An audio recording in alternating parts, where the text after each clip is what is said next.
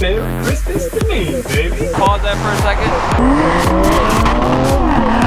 Let me know, man. I'm going to a wedding. You want to come?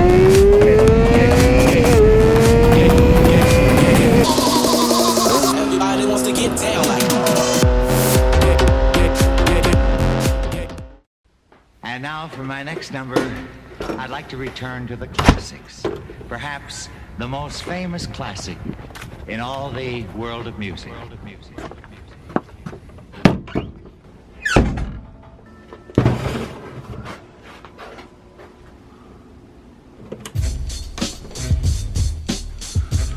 worry, we can fix that right now. Come on. The answer will be on. Gotta have my notes, you know. So welcome to another video. It's Joe, your boy Joe. How y'all doing? Hope you're doing fantastic. So what we're gonna talk about in this video, by the way, it's fucking freezing. It's like 30 degrees. I'm in my shed and it's cold. Got my little heater. Yeah. Thing was lifesaver, man. Lifesaver. Have it pointed on me. Cause it's cold. It's cold. So what we're gonna talk about in this video is the 6 reasons why you would not get a leader bike for a starter bike. So if you're a beginner, you might want to listen to this. If you've been riding for a long time, you've probably just heard of this. If you're a beginner, it's not a good idea to get a leader bike. So we're gonna make Jimbo the example because basically that's what he did. He went and got a leader bike. Like a beginner, he's doing beginner things. Jimbo, if you're watching this is out of love, bro. No hate, no hate. It's just, it is what it is. This is a learning experience. There was a really, really close call that Jimbo had. I'm not sure if I'm gonna put that in this video or the next video, but it was really, really close. I thought he was gonna die. Like, it would have been a really bad wreck if, well, anyway, it was probably the day that Jimbo almost died. That'd probably be a good title for that. So a lot of people probably wonder, like, who is this guy that is talking to you? Well, I'm Joe of Jogo 101. You know, this is my channel. And people keep on asking me, when are you gonna do a face reveal? Well, Joe Schmo will never ever show his face. But I'm the owner of the channel, so here's my face. This is what it looks like. Get used to it. That's what you're gonna see. This is Joe of Jogo 101. Okay? So what we're gonna talk about in this video is the 6 reasons why you don't start on a leader bike. And I'll talk about, you know, the things that Jimbo has done that, you know, basically any beginner would do if they got on a leader bike. So one of the first reasons that, or it's just one of those things that beginners do. It's that false confidence. What do I mean by that? Well, when you get on a motorcycle, it's not like a car. You don't have 4 wheels to balance everything. You start getting confidence because you're able to go through the gears. You're like, oh man, I can go fast. Yes, you can go fast. In a straight line. That is the easiest thing to do on a motorcycle. The hard part comes is when you start getting turns in there. And all of these 6 things are very related. So I talk about one, it's gonna be related to another. So just know that. So you've got this false confidence. Oh man, I can go really, really fast in a straight line, and you know, that's great and all, but the problem comes when you have a leader bike. You have all of this power. It's like, oh my god, I have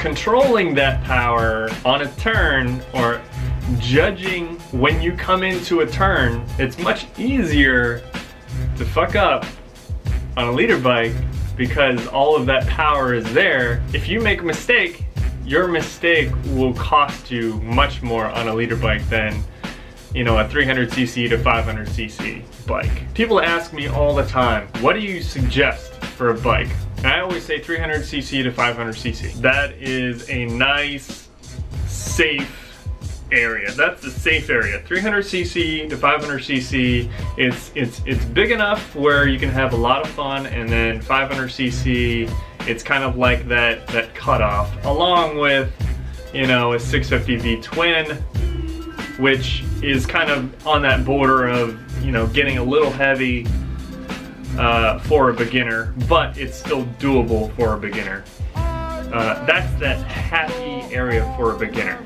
So if you're wondering what bike you get for a beginner, it's 300cc to 500cc, and also you could probably get a 650V twin. So just go to your dealership and ask them about those things. You'll be good to go for a beginner. Okay, that is sidetracked. That's kind of like another video. So we're talking about overconfidence as a beginner. You get this overconfidence, being able to go through all the gears, and you're like, oh man, I can ride a bike. But the problem is that you're not able to judge coming into a turn. So number two, let's talk about the power of a leader bike.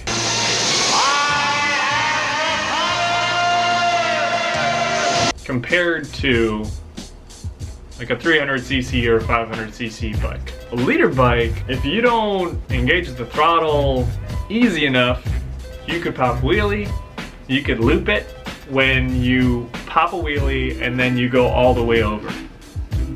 That's looping it. The power is so much more to handle. On a 300cc, you know, you're gonna have a hard time. You're gonna have to pop the clutch to be able to wheelie, and the same thing with a 500cc. Like, you really have to really fuck up really good to like, like pop a wheelie on 300cc or 500cc. But on a leader bike, you can power wheelie all day. And if you don't have any like wheelie control electronics, like Jimbo's bike has no electronics whatsoever. You know, it's just a combination for failure. No offense, Jimbo, but yeah, it's a leader bike. It's a leader bike. You know, I'm just saying. You be a beginner. You know what I'm saying? And the weight of the bike. The weight of the bike becomes a problem because you're not able to judge what you can handle coming into a turn.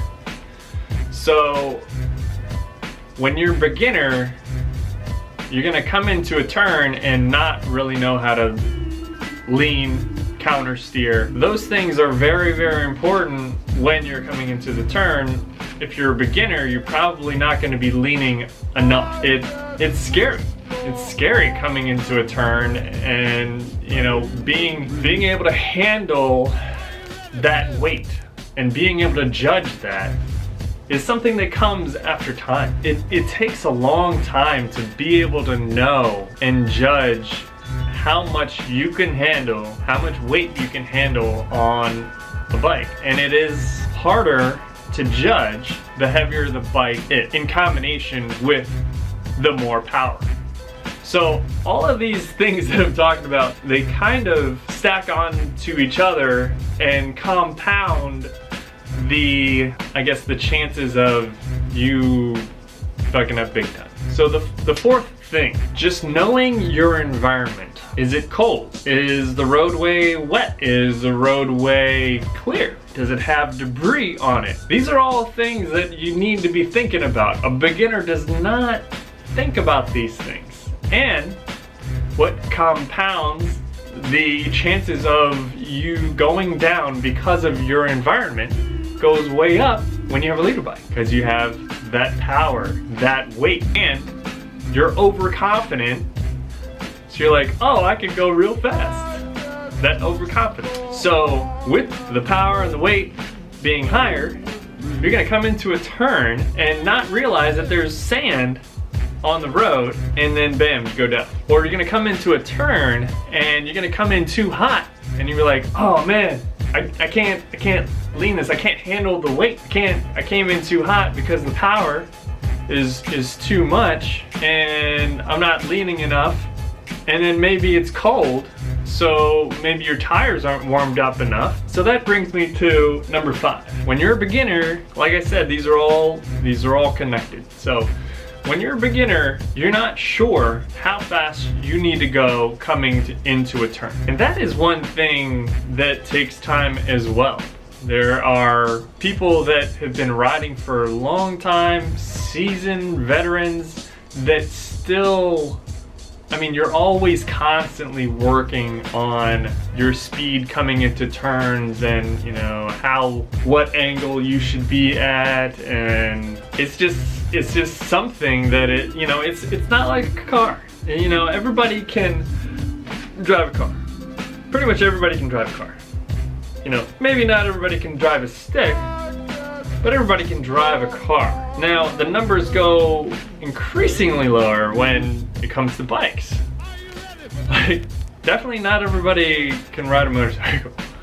It's not for everybody. You know, I guess there's scooters that are automatic, so there's more people that can do that. But most bikes are manual. They have shifters and clutches. So I got a little sidetracked there, a little bit. Number 6, how well does a beginner know their bike? They have no idea.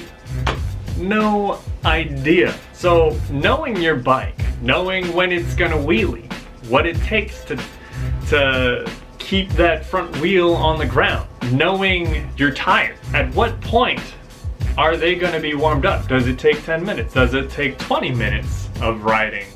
Does it take the weather for your tires to warm up? Does it have to be 90 degrees and above? Does the ground have to be really warm for your tires to warm up? Like my last video, my tires never warmed up. Where the cops were, or the people called the cops on me. I was going back and forth on that road, and my tires never warmed up. It was because it was too cold. Those tires are a commuter tire, so it's a harder compound. So a beginner is gonna have no idea, you know, what tires they have. It's a science, you know, getting to know your bike, getting to know your tire. With the tire that I have right now, it has to be so hot out for it to start to melt. And for me, I'm not confident in going in a turn unless my tires are sticky, because my tires they slipped out when I was on that road going back and forth. And I'm like, man, you know, on that day, there was no way I was gonna get totally to the edge without slipping out the tires. So that brings me to another point. Anybody that calls somebody out for having chicken strips, you're a fucking asshole. That's what it comes down to. Now, if somebody is a super cocky person that is saying like they go to the edge and then they have like humongous chicken strips, I mean, you can call them out all day. I mean, that's just stupid in itself. But if you don't know the person, you don't know their situation, you don't know what their tires are, you don't know the conditions that they're riding in, what type of riding they do, where they are. Maybe they don't have twisty roads where they are. Maybe they just like riding. They don't like going super hard. I mean, don't be an asshole. So, in conclusion, not sure if I'm gonna show the clip of Jimbo like almost freaking eating shit. Basically, every point that I went through, you know, he came in too hot because of the power of the bike. He has that overconfidence because he knows that he can go through the gears and go real fast. So that overconfidence is there. So he's like, oh man, I can go for it. But problem is that the judgment on that turn, he came in way too hot, and then it's that moment where you're like, oh shit, came in too hot, now what? There are multiple things that could have gone wrong in this situation. He could have like super leaned more, but it was cold out, so he could have low-sided, and that wouldn't be good. Or he could have not leaned enough and then hit the curb. That wouldn't be good. In that situation, I mean, he oh man, he was lucky as hell, man. If there was any debris in the road, done. Yep, he would have gone down real good, man. And then the curb would have really fucked him up. The power, the weight, you know, not used to the power, not used to the weight, not used to judging the turn. But let's hopefully we can all learn from this. I mean, I'm learning from this in itself just by talking about it. It's one of those things that when you're riding a motorcycle, you never want to be overconfident. You know, you always want to know that, you know, the bike can always fuck you up. You gotta always know that at any time you could get fucked up. Hopefully you guys enjoyed the video. If you haven't subscribed yet, definitely subscribe. Don't forget to turn on those notifications like a boss. If you don't turn on the notifications, you won't see my videos. And if you like my videos, you know, you probably want to see them, right? And I will see you guys in the next video.